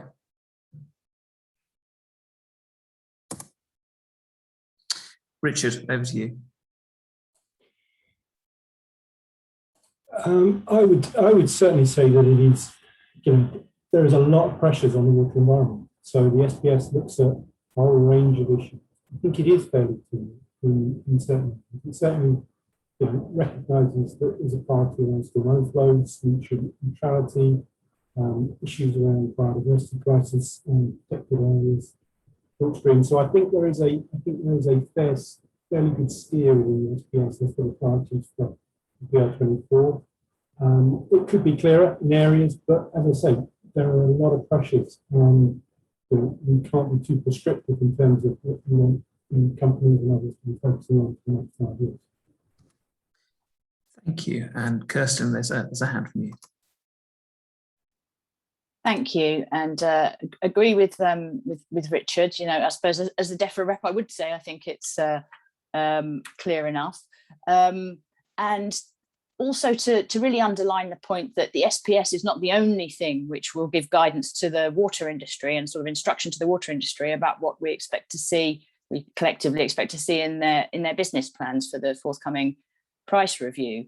It's part of a suite of documents, so that is specifically a high-level steer to Ofwat.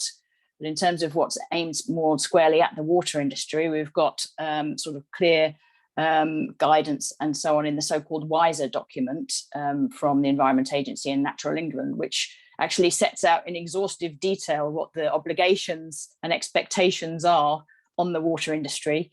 And then there's the whole set of work we're doing on the water industry national environment programme, the WINEP, to improve that to become more outcomes focused, where in the consultation that we've also had ongoing over the summer on that, there's also quite a lot more steer for the water industry about what's expected of them. I'd say, yes, this is a dynamic picture. Things will change. We've got river basin management plans coming down the track. We'll have new targets being set under the Environment Bill as well, which aren't ready yet. So we do need to be able to take account of developments which occur over the coming years. But I think given all of that context, the SPS, we think, gets it about right, although of course we're very interested to see all the results of the consultation.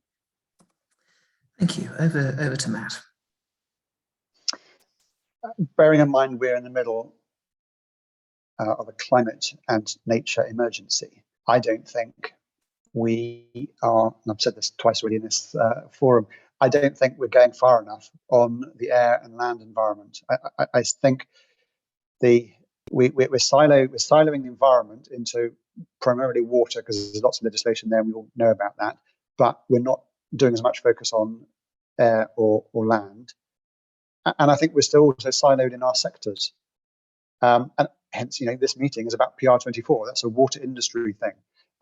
The National Environment Programme needs to focus on all sectors that contribute to affecting the environment. And we still seem to be working in these silos, that the water companies are going to do most of the work.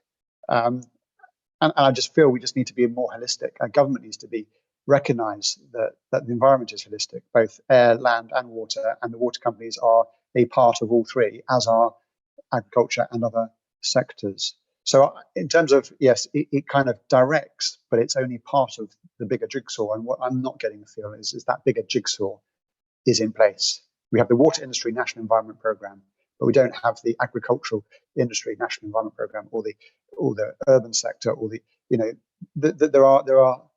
there are more parties that need to come together. And we've talked about holistic and working together, and that needs to happen. But we need the same sort of, I guess, direction for all sectors, so we all play our part, and feel that could be a little bit more beefed up in that document.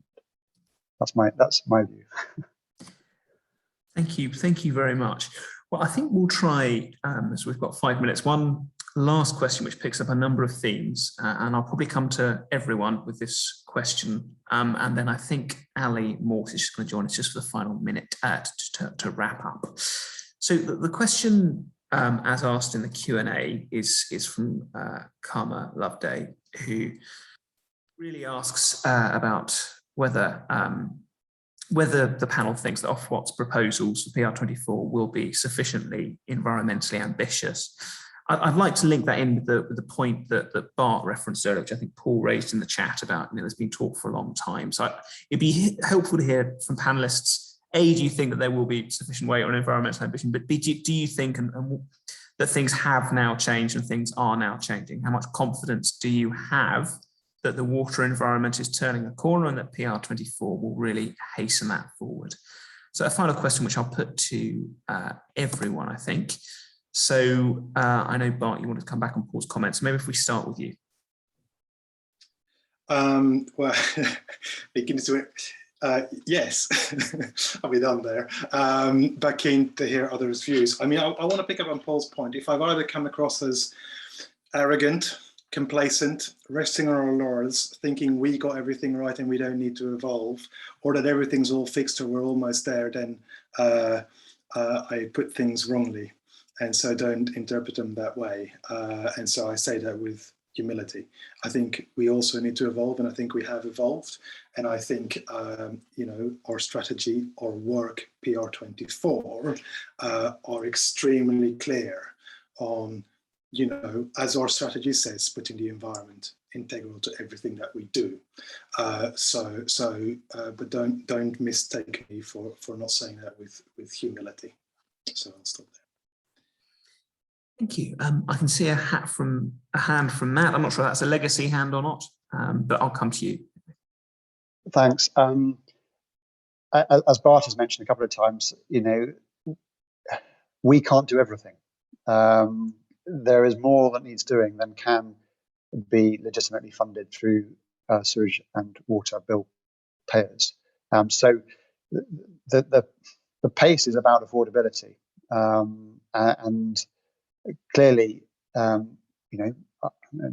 view is, water is quite cheap at 0.2 pence per litre. I think that's quite good value for money. We could do more, we could move faster, but we've got to bear in mind that not everyone can afford water and pay their bills, and it is a public health issue.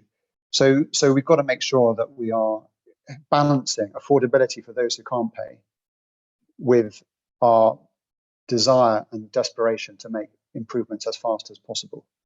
And I would say, to people who are shouting for the elimination of storm overflows, be careful what you wish for, because we can't afford 300 to 500 billion pounds.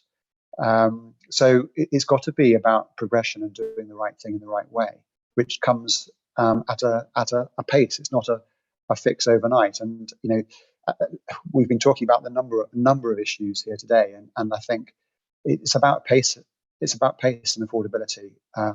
We all want the same thing. I mean, I consider myself an environmentalist because I'm passionate about the environment, but we can't do it all in the next 5 years. We've got to have that longer term vision, and then build on that as we learn more and find better collaborative ways of doing things. Thank you. Richard, let's come to you.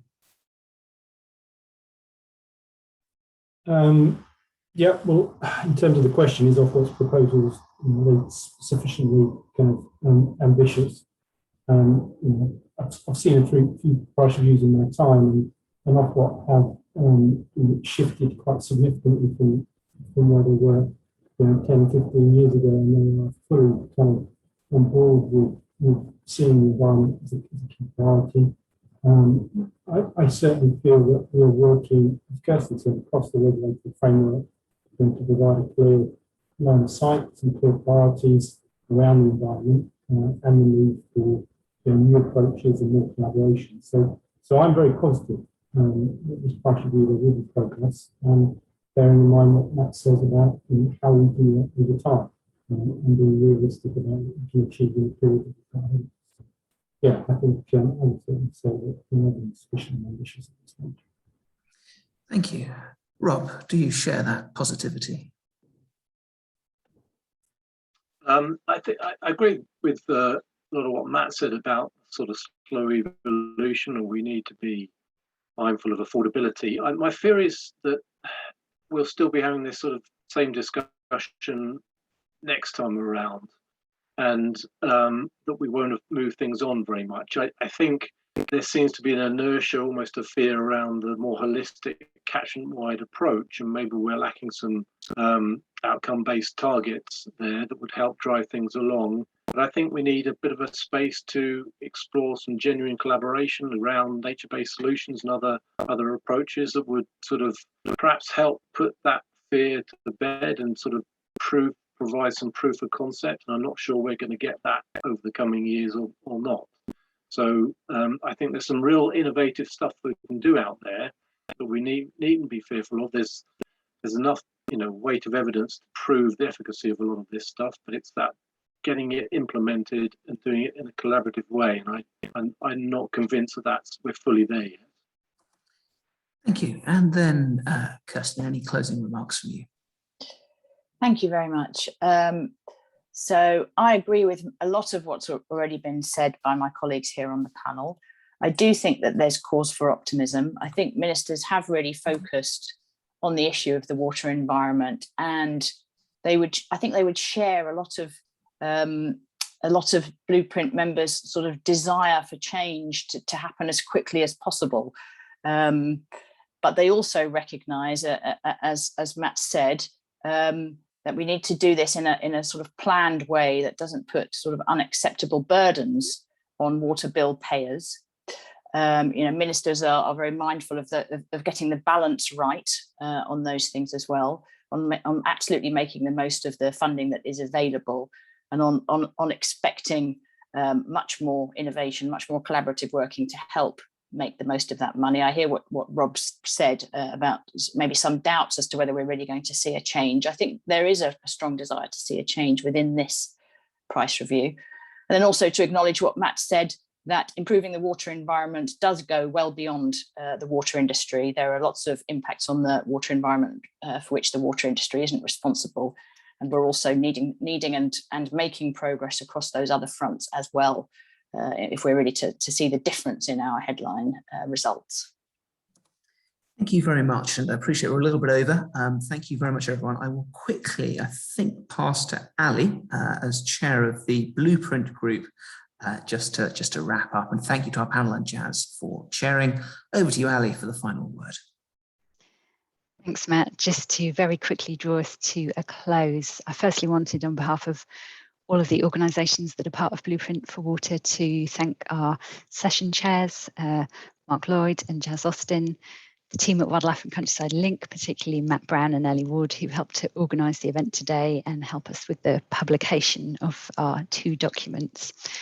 Our fantastic panellists, who have been very open, very frank, very challenging, and the audience members who've joined us today and raised some excellent questions. We've covered a lot of ground today, but a few points that I thought it would be worth reflecting on before we wrap up. Some key areas where I think we will want to be taking action as Blueprint members going forward. From our first panel, Olivia raised the issue of how we can help to champion the importance of blue spaces in our urban environments. These are so crucial for health and well-being and for equitable access to the natural environment. And Professor Malby asked about levering greater investment from the water sector, particularly on wastewater, area where there's perhaps been historic underinvestment. How do we square the issue of water companies being private companies operating for profit against their commitment to operate in the public interest?